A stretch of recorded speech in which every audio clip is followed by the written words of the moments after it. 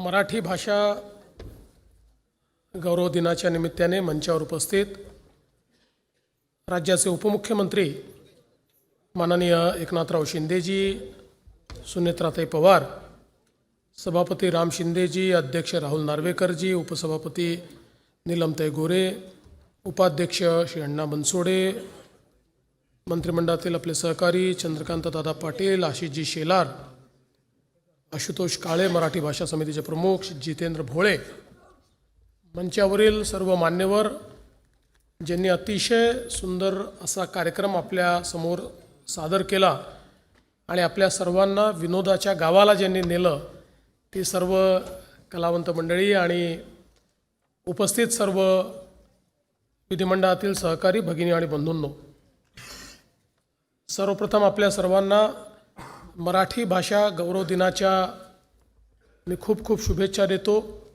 आणि या दिनाच्या निमित्ताने कुसुमाग्रजांना देखील या ठिकाणी वंदन करतो।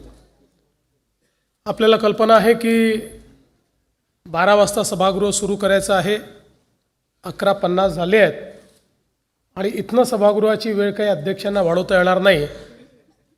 त्याच्यामुळे मी पहिल्यांदा तर अतिशय सुंदर हा कार्यक्रम आयोजित केल्याबद्दल विधिमंडळाचे मनापासून आभार मानतो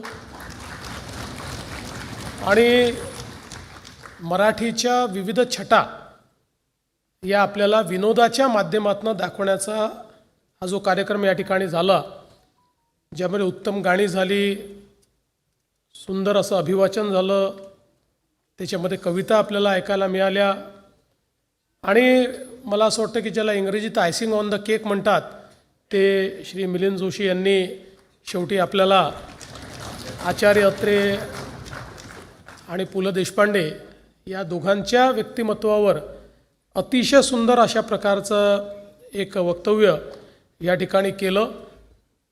खरं तर एखादा असा कार्यक्रम ज्यावेळेस होतो त्यावेळी त्या कार्यक्रमाच्या आनंदातच आपण सगळ्यांनी इथनं गेलेलं बरं असं आपल्याला वाटतं, पण औपचारिकता देखील असते आणि ती औपचारिकता म्हणजे हा कार्यक्रम आहे।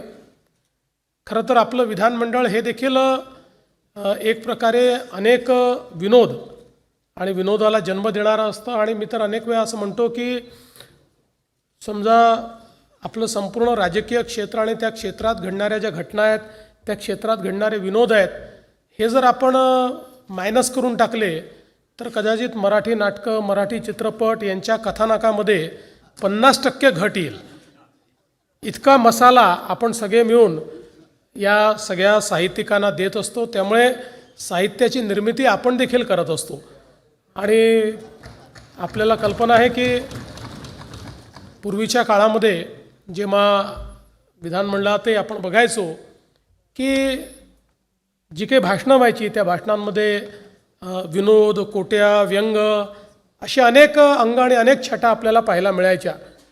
अगदी अलीकडच्या 20-25 वर्षामध्ये जर आपण बघितलं तर विलासरावजी असतील, गोपीनाथराव मुंडेजी असतील, यांच्या भाषणांमध्ये एकमेकावर केलेल्या कोट्या, त्यातनं निर्माण होणारा विनोद आपण बघितला। अनेक सदस्य आपण बघतो की जे अतिशय उत्तम पद्धतीनं आपली जी भाषणं आहेत ती भाषणं करतात, पण दुर्दैवाने अलीकडच्या काळामध्ये मला असं वाटतं की अनेक वेळा विनोदाला अस्मितेशी जोडलं जातं आणि त्यामुळे त्या विनोदातलं जे काही मर्म आहे ते पण निघून जातं आणि विनोद करण्याचं म्हणजे मगाशी जसं नीलम त्यांनी सांगितलं की घाबरून घाबरून माणूस विनोद करायला लागलेला आहे की बाबा याचा काय नेमका अर्थ निघेल आणि दिवसभर काय माध्यमांमध्ये चालेल हे देखील त्या ठिकाणी सांगता येत नाही। त्यामुळे मला असं वाटतं की कुठेतरी तो निखळ आनंद जो आपल्या भाषणातला आहे तो देखील कमी झालेला आहे। पण निश्चितपणे मला असं वाटतं की मराठी साहित्याने, मराठी भाषेने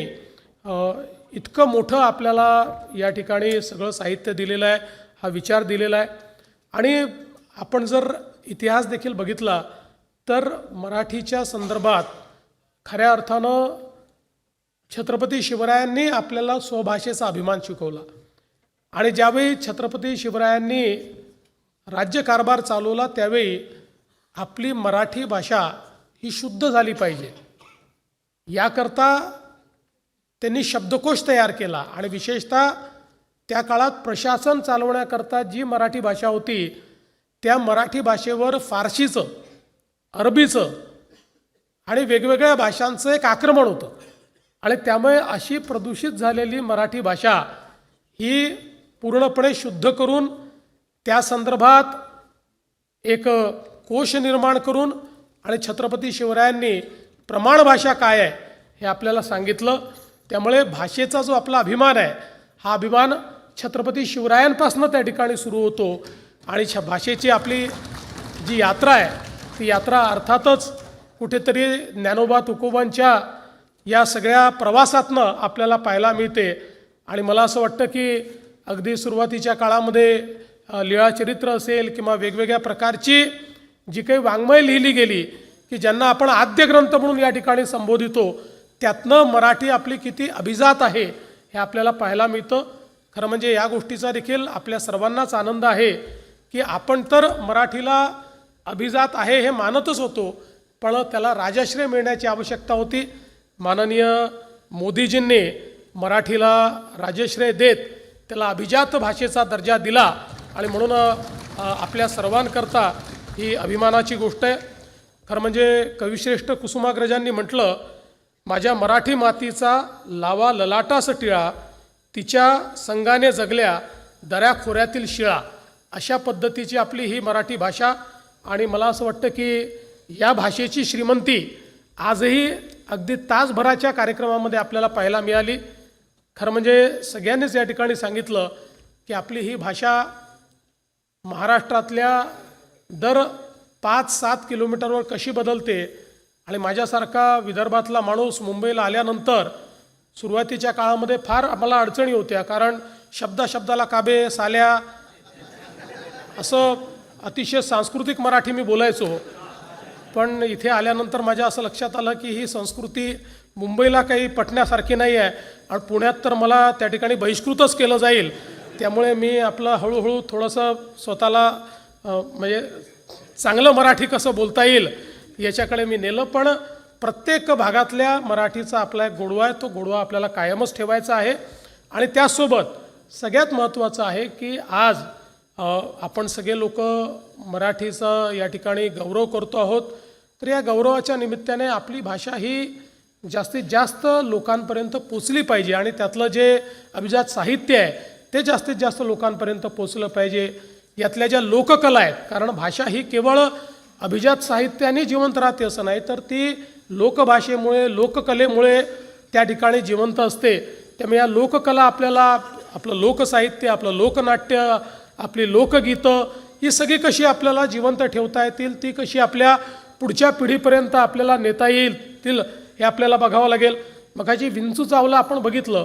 आता विंचू चावला हा अभंग आहे एक प्रकारे, किंवा आपण जर बघितलं तर ते कसं अतिशय ज्याला आनंददायी गीत वाटतं किंवा गंमत वाटते, पण त्याच्यामधला जो काही भाव आहे, त्याच्यातला जो अर्थ आहे, तो मला असं वाटतं की कदाचित एखाद्या संताने जन्मभर आपल्याला एखादं प्रवचन सांगावं, त्यातला अर्थ आपल्याला कळणार नाही कळणार मला माहीत नाही, पण तोच अर्थ एका विंचू चावला या गीतातनं आपल्याला त्या ठिकाणी समजतो.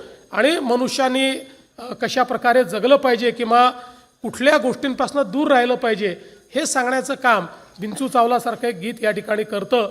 आणि म्हणून मला असं वाटतं की या सगळ्या गोष्टी ज्या आहेत, या आपल्या भाषेने दिलेली ही जी देणगी आहे ही आपण निश्चितपणे त्याचं संवर्धनही केलं पाहिजे आणि ती पुढच्या पिढीपर्यंतही नेली पाहिजे. आणि त्याचसोबत आपली भाषा ही ज्ञानभाषा असली पाहिजे, कारण जगाच्या पाठीवर त्याच भाषा जिवंत राहतात ज्या ज्ञानभाषा होतात, ज्या व्यवहार भाषा होतात, ज्या भाषेतनं व्यवहार चालतात. आपण बघितलं जगामध्ये इंग्रजी सगळ्यात मोठी भाषा आहे, कारण राज्यकर्त्यांची भाषा होती. राज्यकर्त्यांची भाषा ही जगाची भाषा होते आणि म्हणून आपणही आपल्या भाषेला ज्ञानभाषेमध्ये रूपांतरित करून कशा पद्धतीनं आपल्याला मराठीला पुढे नेता येईल, मराठीत शिकलेल्या जो व्यक्ती आहे, मराठी बोलणारा जो व्यक्ती आहे, याला मराठीमुळे प्रगती करता येते, अशा प्रकारचा भाव हा ज्यावेळी आपण जागृत करू त्याचवेळी मला असं वाटतं की भविष्यातली जी मराठी आहे त्याच्याकरता एक अतिशय मोकळी वाट आपण तयार करून देऊ. मी आज या निमित्ताने पुन्हा एकदा हा जो कार्यक्रम आहे या कार्यक्रमाकरता खूप खूप शुभेच्छा देतो. मराठी भाषेचं संवर्धन आपण करत राहूया अशा प्रकारच्या शुभेच्छा देतो. सगळ्या कलावंतांचं अभिनंदन करतो आणि या चांगल्या कार्यक्रमात मला बोलवलं त्याबद्दल आभार मानून 11:59 झालेले आहेत, 12 वाजायचे आहेत. त्याच्या आत मी माझं भाषण या ठिकाणी संपवतो. धन्यवाद. जय हिंद, जय महाराष्ट्र. एबीपी माझा, उघडा डोळे बघा नीट.